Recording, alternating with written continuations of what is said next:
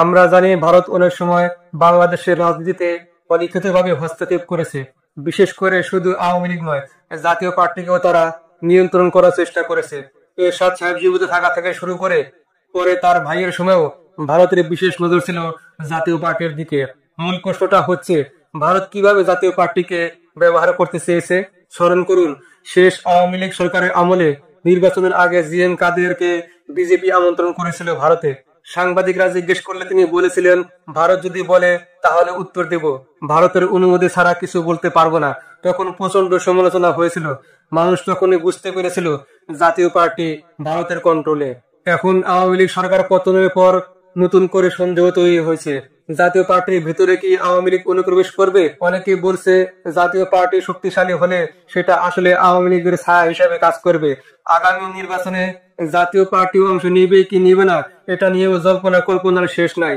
বিপিন্দুর অনেক চেষ্টা করেছিলেন যাতে জাতীয় পার্টি অংশ না নিতে পারে, কিন্তু তিনি এমন ভাবে মার খেয়েছেন যে এখন সেভাবে কথা বলতে পারছেন না। সেই জায়গায় তার দলের আরেক নেতা ফারুক দায়িত্ব নিয়েছেন। ফারুক বলছেন, ভারত জাতীয় পার্টিকে প্রধান বিরোধী দল হিসেবে দেখতে চায়।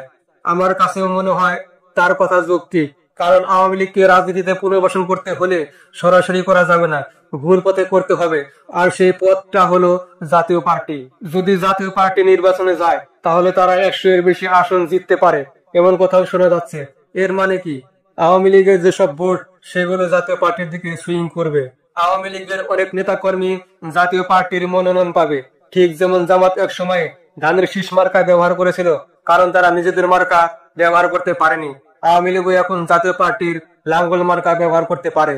এভাবে তারা যদি সংসদে এমপি হয়, মাঠের রাজনীতি আর প্রশাসন আবার আওয়ামী লীগের নিয়ন্ত্রণে চলে যাবে।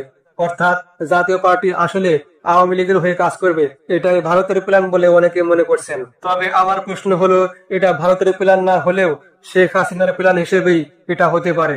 যেমন একসময় বিএনপি আর জামাত একে অপরকে সাপোর্ট দিয়েছে, তেমনি আওয়ামী লীগ আর জাতীয় পার্টিও একে অপরকে সাপোর্ট দিতে পারে। ভারত চায় না বাংলাদেশ পাকিস্তান সম্পর্ক উন্নত হোক, তারা এটাকে তাদের জাতীয় নিরাপত্তার জন্য হুমকি মনে করে। তাই তারা চাইছে জামাতের বিপরীতে জাতীয় পার্টি শক্তিশালী হোক এবং বিরোধী দলে থাকুক। হয়তো এটাই হবে। ভালো থাকুন। আসসালামু আলাইকুম।